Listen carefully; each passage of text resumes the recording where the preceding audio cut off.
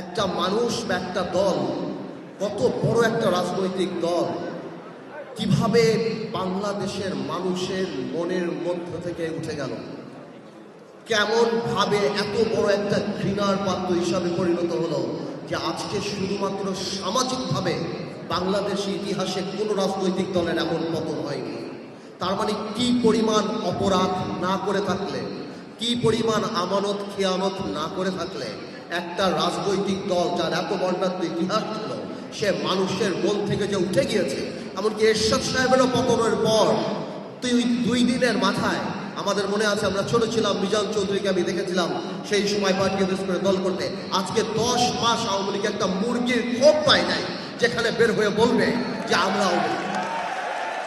এইটা কোনো রাজনীতি না, এইটা আন্দোলন, এটা আল্লাহ নারাজ হয়ে যায়। আল্লাহ যখন নারাজ হয়ে যায় তখন নাকি জিব্রাইল আলাইহিস সালামকে বলে দেয়, এবং জিব্রাইল আলাইহিস সালাম সকল কায়নাতে মানুষকে বলে দেয় যে আল্লাহ এর প্রতি ঘৃণা এনে দাও। তাহলে আমি আসলেই চিন্তা করি, এই থেকে আমাদের শিক্ষা নিতে হবে। কি শিক্ষা নিতে হবে? আগামীতে যদি আল্লাহ তাআলা আমাদেরকে দায়িত্ব দেয়, যাদেরকেই দায়িত্ব দেবে, আমাদের আওয়ামী লীগের এই বইটা হাতের সামনে রাখতে হবে, যাতে আমরা জীবনে যাই করি আওয়ামী লীগের মতো মানুষের হৃদয় থেকে উঠে না যায়। আওয়ামী লীগ একটা example that how a political party can become a criminal enterprise in a country. একটা রাজনৈতিক দল একটা ক্রিমিনাল এন্টারপ্রাইজে কিভাবে, এবং দেখেন আল্লাহর কি মোহর মারা, ক্ষমা চাওয়া তো দূরের কথা। আজকেও আওয়ামী লীগের শীর্ষ পর্যায়ে একজন নেতার কথা শুনলাম, এই জুলাইয়ের অভ্যুত্থানকে তারা নাম দিয়েছে দাঙ্গা। তারা দাঙ্গা বলে আখ্যায়িত করেছে। এটা মানে কি, এই যে মনে আছে যখন আবু সাইদকে গুলি করা হয়েছিল, বলেছিল তারা ড্রাগ এডিক্ট।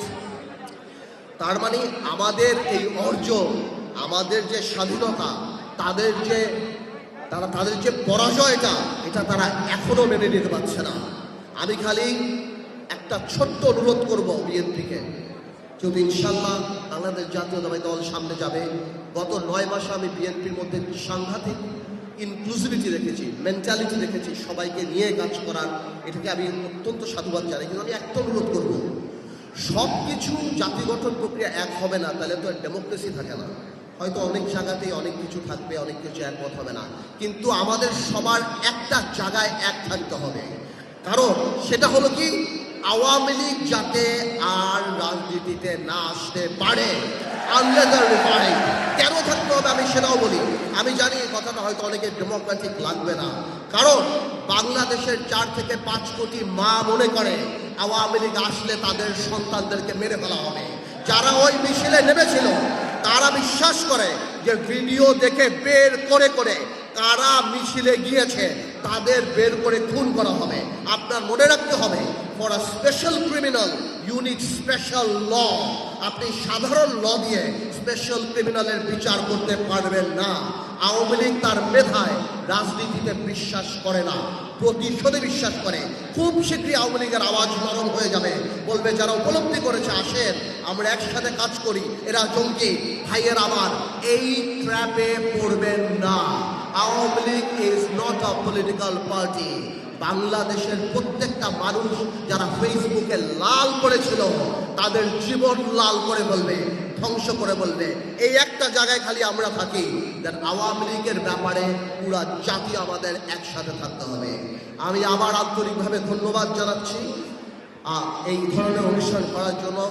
আমরা আন্তরিকভাবে আমরা সারা বাংলাদেশে দোয়া করি যে এই জুলাই অগস্টে যারা আত্মত্যাগ করেছেন, এবং গত 17 বছরে বিএনপি থেকে আরম্ভ করে, জামাত ইসলামী থেকে আরম্ভ করে, অন্যান্য রাজনৈতিক দল থেকে আরম্ভ করে, আমাদের রাজনৈতিক দল বাংলাদেশ জাতীয়তাবাদী থেকে আরম্ভ করে যারা এই জেল খেটেছে, নিহত হচ্ছেন, সবার আত্মার মাত্রার কামনা করছি। ইনশাল্লাহ নতুন স্বপ্ন আমরা দেখব, নতুনভাবে দেখব। আমাদের মধ্যে বিভেদ থাকতে পারে, রাজনৈতিক বিপদ থাকতে পারে, কিন্তু আগামীর বাংলাদেশ ইনশাল্লাহ তারেক রহমানের নেতৃত্বে হবে স্বপ্নের বাংলাদেশ।